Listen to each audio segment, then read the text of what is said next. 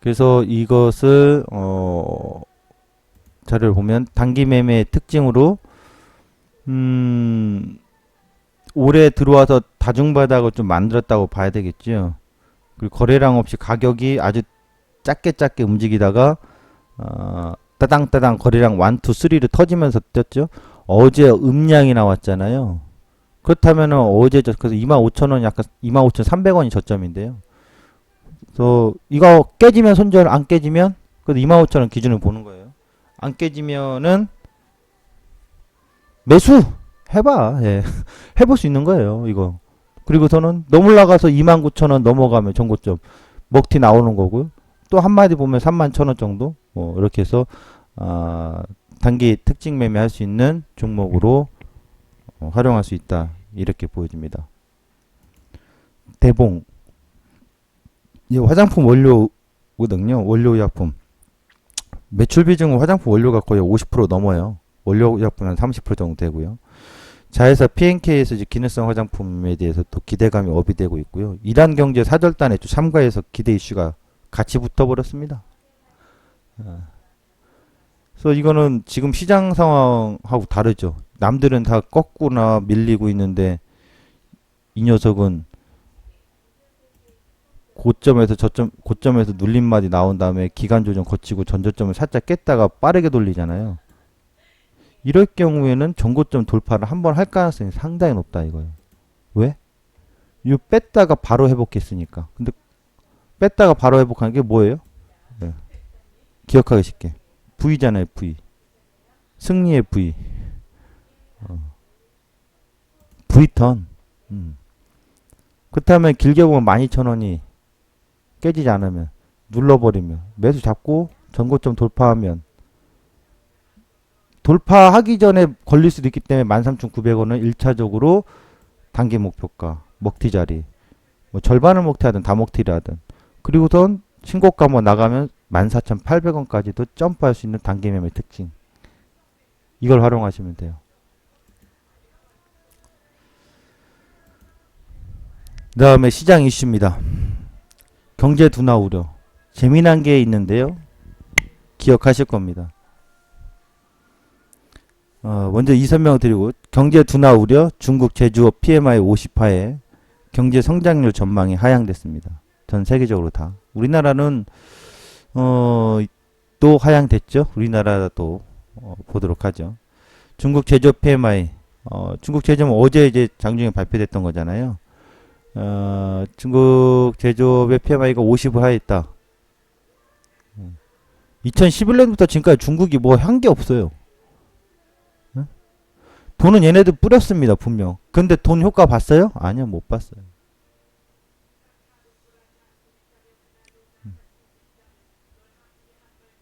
그럼 지금 점진적으로 그 전년도보다는 이렇게 좀 상향하고 있기 때문에 긍정의 시각으로도 볼 수도 있는데 그동안 니들이 뭔가 하겠다라고 했던 액션에 비해서는 좋아지고 있는 건지 아닌지 아직 갈팡질팡이라고요. 경제 성장률에 대해서 얘기합니다. 아태지역 경제 성장률, 뭐 중국 경제 침체 반영 하향 조정, IMF에서 얘기한 거죠. 아시아 GDP 성장률 5.3%로 하향 조정, HSBC에서 한국 올해 경제 성장률 2.2%. 정부는 몇 프로 얘기했어요? 3.1인가요? 난 저렇게 생각해요. 2.2%가 되면 2% 넘어가면 다행이고 못 넘어가면 1.8 정도 예상해요. 저번에 1분기는 발표됐죠? 0.4. IMF에서도 중국 경제 성장 5.6%, 6.5% 기록할 전망. 신한금융투자에서는요. 한국 경제 성장률 2.7%, 하반기 경제 터닝포인트 될 듯, 증시 강세장 예상이래요. 신한금융투자. 신한금융투자 하시는 분들 나중에 한번 신한금융투자를 거래하시는 분들 잘 기억해 주세요. 고객의 입장에서 쟤네들이 말이 맞는지 틀린지. 유로존 성장률 전망을 하향했습니다. 올해 1.6%로, 내년 1.8%로. 근데 재미난 건 이 성장률 하향보다 더 재미난 건 제가 6월 달에 예상했던 거의 금리 이야기 어제부터 슬슬 나오지 않습니까? 그러니까 제가 해석한 것은 4월은 동결일 거야. 그리고 4월의 코멘트는 이렇게 어떻게 나오나 주목하자. 근데 제가 봤을 땐 6월 23일 날에 브렉시트가 있고 하니까 6월 14, 15일이란 말이에요. 그리고 7월 달에 이제 마지막 주쯤에 또 FOMC가 있는데 7월에 하기보다는 6월에 하는 게 좀 더 자유롭지 않을까 봤거든요. FOMC에서.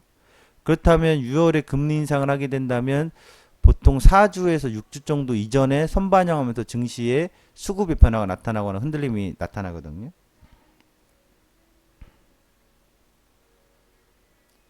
그때 그 이야기를 해드렸을 텐데 어제 연준위원들이 얘기를 합니다. 6월의 금리 인상에 대해서.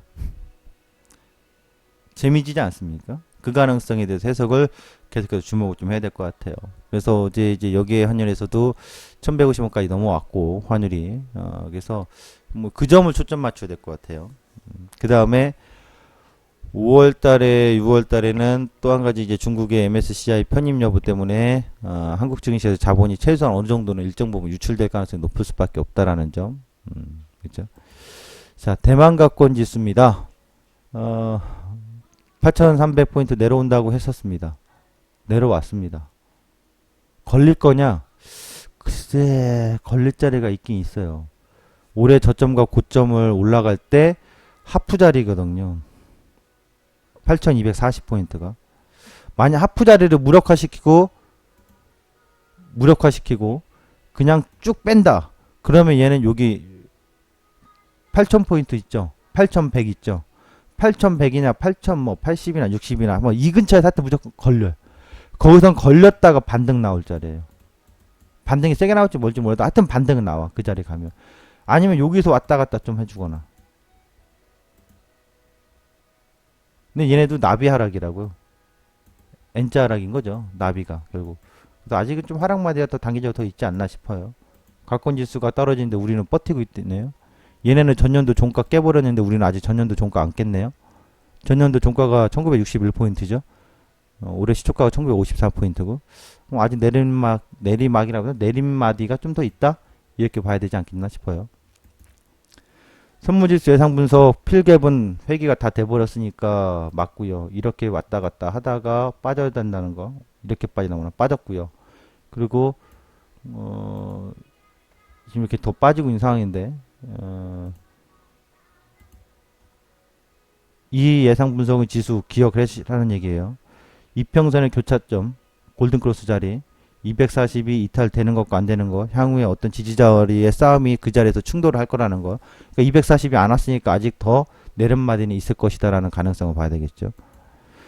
엄청난 변동성 다시 한번 강조합니다. 진짜 장난 아니에요. 변동성 정말 크게 숨어 있어요.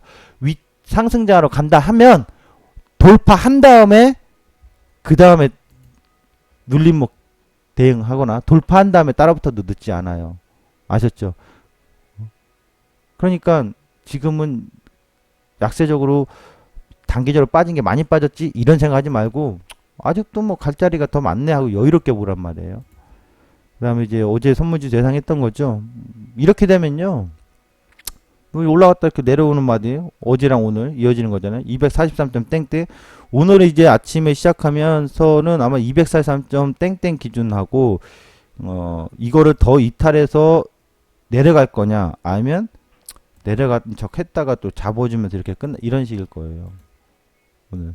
하지만 중요한 건 우리는 내려가고 있는 마디라는 걸 알고 있기 때문에 여기에서 매수 잡으면 안 돼요. 매수가 강하게 반등 나오면 그건 그냥 반발 반등이라 이렇게 보셔야 돼요.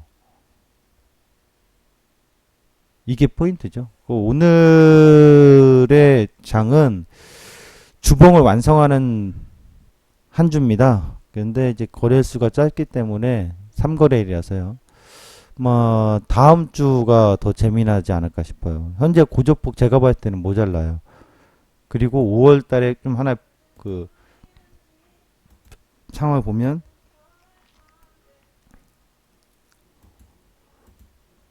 일단 다음 주 금요일까지 이 전고점 못 넘는다? 이거 하나는 확실하니까. 얼마나 내려갈래? 아니면 왔다리 갔다리 해줄래? 그 차이점이에요. 그것만 지켜보시기 바랍니다. 진짜 시황 브리핑 마치겠습니다.